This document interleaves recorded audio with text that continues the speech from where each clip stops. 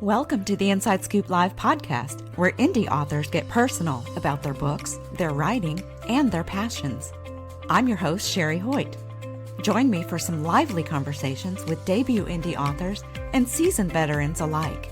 It's a great place to find your next amazing read or even get inspired. So sit back and enjoy the show and let me know what you think. Hi, everyone. Darren Watling is on the show today to talk about his latest book, Second Last Chance. It's a satirical sci-fi novel featuring absurd characters and dystopian worlds where humanity faces its second last chance to survive amidst chaos, corruption, and dark humor. Before we get started, here's the inside scoop on the author. Darren Watling discovered his passion for writing at an early age, penning the play Laughing Gas at just 10 years old. While completing a fitter apprenticeship at Princess Margaret Hospital, he continued writing short stories, drawing inspiration from his travels across Australia and a variety of jobs, including movie extra, a welder on a crocodile farm, a touring band drummer, and a roof plumber. With the blessing of his mother, Jill Stubbs Mills, he adapted her acclaimed short story Deception into what is now his Last Chance trilogy, blending humor and life experience into his storytelling. You can learn more about Darren Watling and his books on Facebook at darren.watling.37 and on Instagram at darren.e.watling. Well, hi, Darren. Welcome to Inside Scoop Live. Thank you very much, and thanks for having me. Absolutely, absolutely. So tell us about your book, Second Last Chance. What's it about, and what inspired you to write it? Okay, so the first book, Last Chance, had three separate stories. There's an asteroid heading for Earth, and they need to find a way off and keep human existence. In the second book, it's a carry on a lot. There's three more worlds in there, and yeah, the stories are all heading towards the end, and hopefully they all meet up. The inspiration, originally it was Mum wrote a short story and she didn't do anything with it. So I asked her if I could turn that short story into a novel, and here we are in a trilogy. So, yeah. Wow. Yeah, wow. So when you started off, did you have any idea it was going to grow into a trilogy, or did it just kind of happen? I had an idea to turn it into a trilogy, but I wasn't happy just to write book one, book two, book three, all different stories. I wanted the three stories to carry on. So Yeah. it seems to be working, really. Good, good. Yeah. Now I'm going to try not to laugh when I pronounce all these names in your books. It's great. uh, but I'm sure you had a lot of fun with it. Yeah, So I did. your book satirizes authoritarianism, corruption, and human absurdities.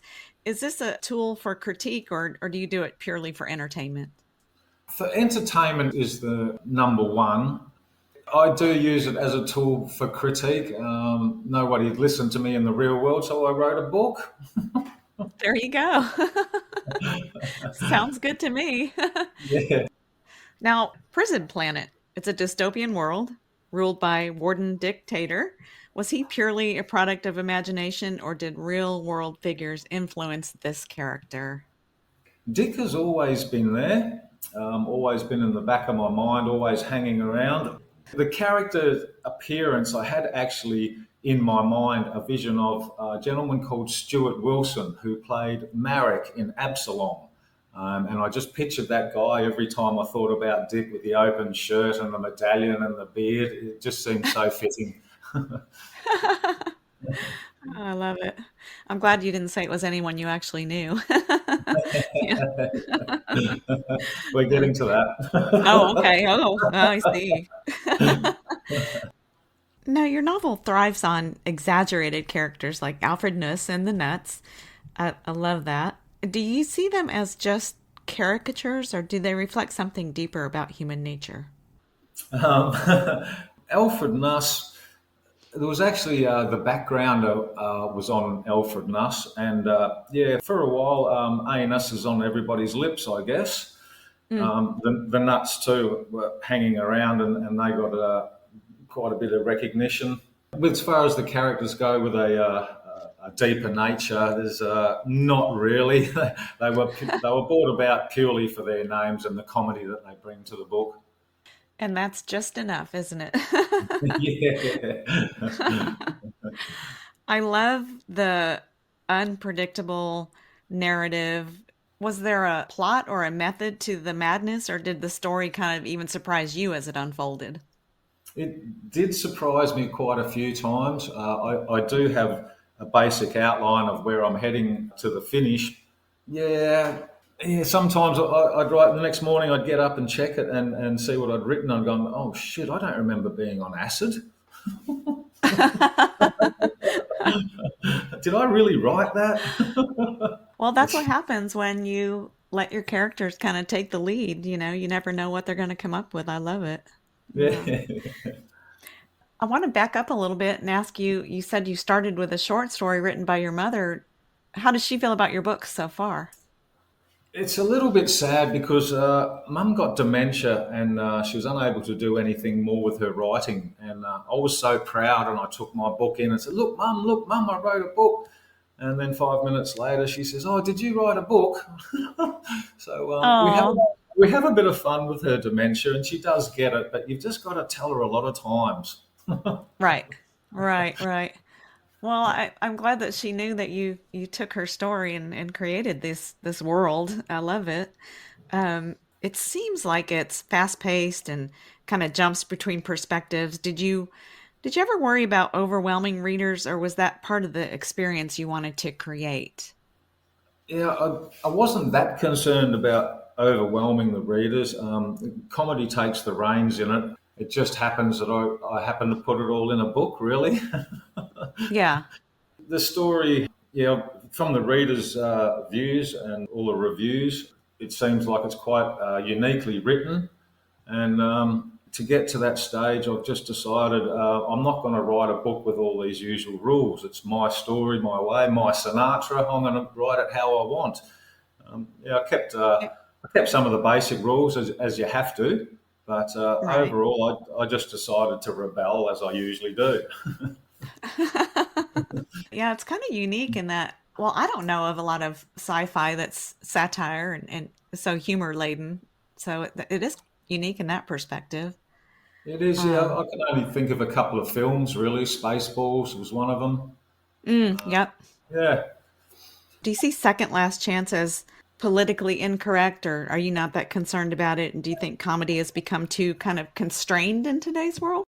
I'm not concerned about about being politically correct, as people may have worked out. I just think we're at a point in our society where somebody complains, one single person, and all of a sudden the whole world has to change.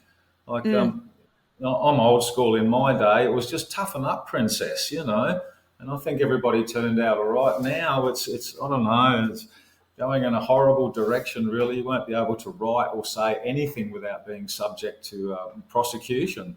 right, for sure.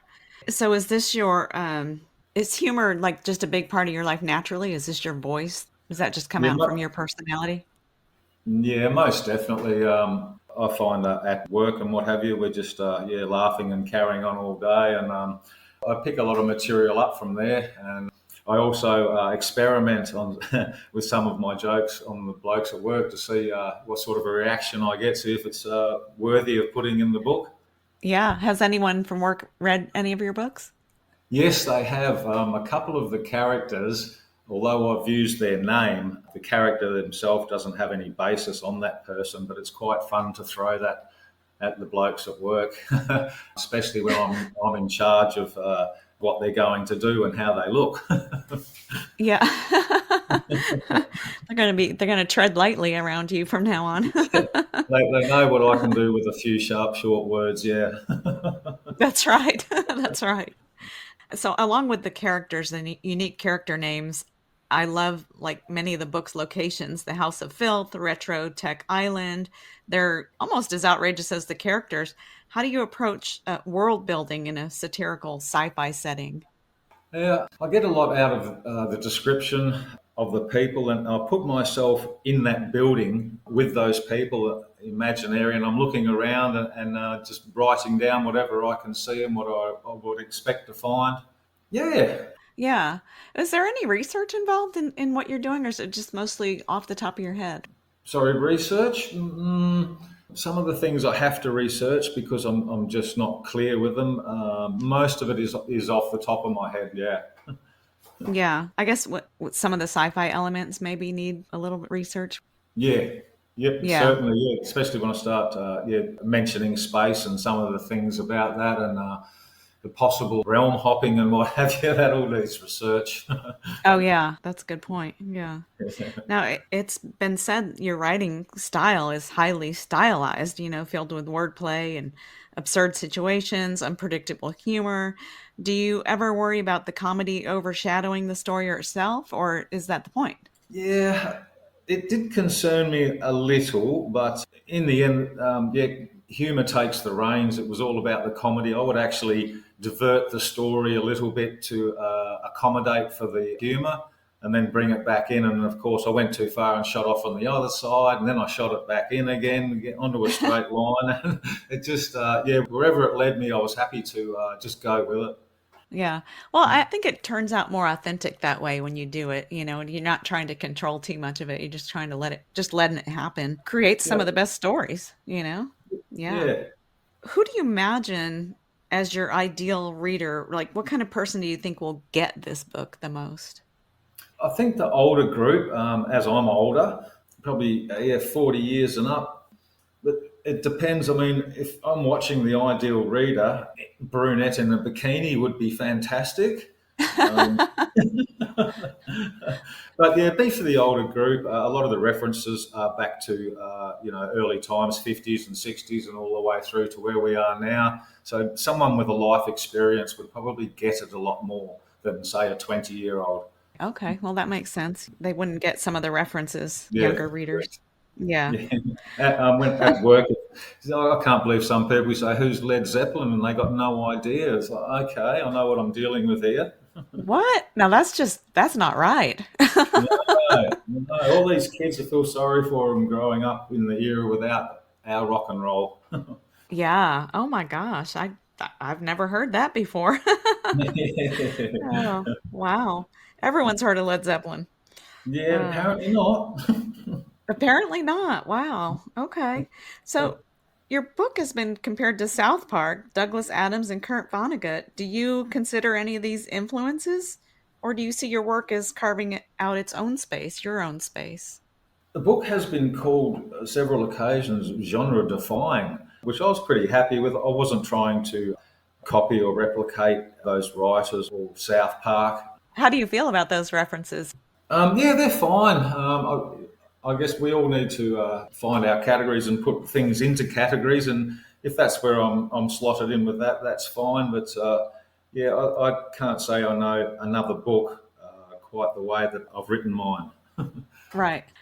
You mentioned that humanity is on its second last chance. So, do you really think we're at that point, or is this just a part of the dark humor? How did second last chance come about?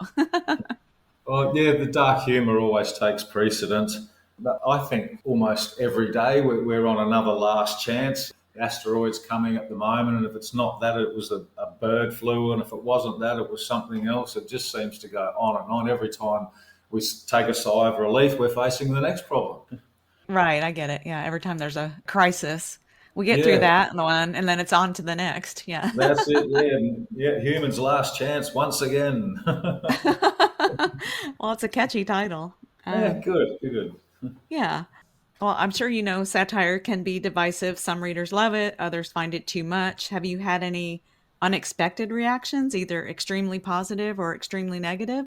It was with the first book. I gave the book to a safety officer on a Friday night. It was a Monday holiday. Tuesday morning, I'm back at work. I'm on top of a roof and I can sense there's somebody standing there. So I raise my eyes and the safety officer is standing there in the official filth pose, which is the captain of the universe pose. And he says, "G'day, I'm a man of filth." And I said, "Oh, wow, you've started reading it." And he said, "Started?" He said, "I couldn't stop. I had to find out what happened." So it was a great reaction, and I'm really happy to hear that he didn't want to put it down and he was so interested that he wanted to get to the end. And yeah, he finished it on the weekend. That's great. That's great. Yeah, Yeah. Success, right? yeah, yeah. Instant success. Yeah. If your book, Second Last Chance, were adapted for TV or film, what would be your dream casting and style? Would you want it live action, animated, or something else entirely? No, I think live action would be the go. There was so many characters in my books. Some people call it character soup, but if I had to have people playing in my movie, the likes of Jim Carrey, Leslie Nielsen, Chevy Chase, John Cleese, all those sorts of people would be fantastic. And you'd have to have some sort of serious actor in there. I'm thinking Clint Eastwood. Oh, nice. All the Yeah, big stars, huh? Yeah. that's it. Yeah. I love it. I love it. Some critics of absurdist fiction say it lacks emotional depth. Do you think that's fair, or do you believe satire can carry just as much weight as traditional storytelling? I think it's a fair statement that the characters lack emotional depth. But when you've got characters that are serial killers and pedophiles and murderers and that, I'm just thinking, do people really want to get emotional and close and be in that person's head? I don't know. I'm not sure it's the right book to be emotionally involved with the characters. Right, right. Good point. Yeah. That makes a lot of sense. And I think, yeah, do you want to? Do you want to dive into these characters, what drives them and all that, or you just want to have fun with it? I guess it's all about how you go into reading this book, or any book of this style. Yeah, there's nothing in there to take to heart. It's all purely comedy, but it does raise hopefully raise a few thought-provoking questions in the reader's own mind. Yeah. What was the most challenging part of writing Second Last Chance, and what was the most fun for you? I think the most challenging part was keeping the reader wanting more and hopefully in suspense to want to get to the end and find out what's happened. Okay. What parts were the most fun to you? Oh, I'd have to say the character names, just being able to use them in sentences and giving an alternative meaning to it.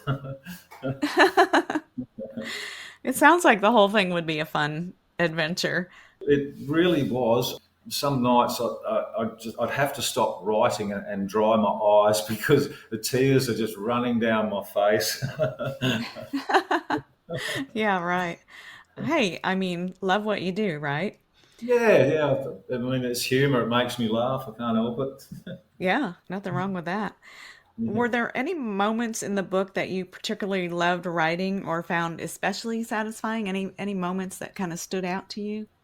Well, I found really satisfying when Noni Kerr's exposed anus and vagina. Of course, Dick was quite aroused. Yeah, that was very satisfying in the end. Oh my Actually, gosh. I think I took that from the start of that story with that particular line to come out at the end. So yeah, I just had to fill the story in with a lot of words really to get there. Yeah. I feel like I walked right into that question. That was great. So you mentioned it's a trilogy. So what's next for your Last Chance world? Yeah, okay. So I'm actually writing part three at the moment. I've actually got an excerpt. Would you like to hear that? Absolutely. Okay. This is taken from the chapter Figgleby. Figgleby is a female. Alec Figgleby is her name, and she has a dog called Trickle. We picked that up in the chapter. On one life-changing day, Figgleby and Trickle followed Michael to the Harraday residence. Trickle, the prestigious breed, a fine example, sat quietly huffing and puffing and drooling and wiping its ass on the grassed area and regurgitating pieces of feces from another animal before giving Figgleby a sloppy wet lick up the front of the face. Trickle wasn't big on hygiene, but Figgleby didn't care. As Figgleby and Trickle poised secluded behind some bushes, they watched a girl and soon after a man leave the residence and drive away together. Michael was lurking around the open gate before dashing in and walking around the side of the house. After a doesn't go up much on a height scale time, Figgleby and Trickle crossed the road and it was their turn to lurk outside the gates for a while. A young man, Elton Harraday, stood at the entrance to the mansion talking on his communicator, looking at the open gate. The gate's power box had exposed wires hanging out of it and it gave off a burnt aroma. Yeah, Dad, there seems to be a problem with the gate, the young man said into the communicator. He noticed his classmate Figgleby and a dog standing there in the lurking position. Figgleby had been warned about lurking in the Harrodays in the past. Oh, there seems to be an Alec and Trickle problem again, Elton said as the author rolled onto the floor. Oh my gosh. Oh, that's great. So, yeah, I seem to put in a bit of my comments through there, the author's all the way through it. I think that just adds to the comedy. I love it. Yeah, it's kind of like breaking that fourth wall, you know? Yeah. Uh, well, you have way too much fun. That should not be, well, I guess it's not your full-time job, right? But I guess you're having fun with it, so that's all that matters. So I certainly do. I when look forward to getting home and writing again. yeah, yeah, right. Now, you said you're working on the third book now, so you're writing it now. Do you have like a timeline or you just kind of going at your own pace? Yeah, originally I started the trilogy with no timeline, no pressure, a lot of fun, and I just wrote when I could. Now I've got the two books out, and there seems to be a bit of pressure on me now to get the third one done and get it out there and advertise the whole thing as a trilogy, not an unfinished work. Oh, okay. Yeah, that makes sense. And then especially you're kind of growing your fan base who just finished book two and they want book three right now. You know, that kind of happens too when you write a series. Yeah, Um, yep, yeah, correct. yeah, for sure. Do you think once you're done with this trilogy, will you stay within this type of writing or will you venture into something new perhaps? I've got a couple of ideas at the moment. One of them probably in the same line, although I may be running out of material as far as jokes go. I think I've used just about everything I can come across. Also had an idea about another book. It'll be a bit more straight laced, but just toying with that at the moment. My beta reader is a big help. So I bounce a lot Oh, of good. jokes and stuff off of him, and we have a bit of discussion about the next book and where it's going to head from there. Okay, great, great. Well, is there anything else you wanted to add today? I just think the timing of it that I published my book 3 years ago, now we've got all sorts of asteroids threatening Earth. I think, wow, this is a great time. I hope I sell my books before the asteroid hits. Yeah, talk about relevance, right? Yeah. Yeah, yeah, good. Well, Darren, thank you so much for joining me on the show today and sharing a little bit about your work. It's been very entertaining. Thank you very much, Reed. Cheers. Thank you so much for joining me today for my interview with Darren Watling, author of Second Last Chance. You can learn more about Darren Watling and his work on Facebook at darren.watling.37 and on Instagram at darren.e.watling. And be sure to check out our other interviews at InsideScoopLive.com.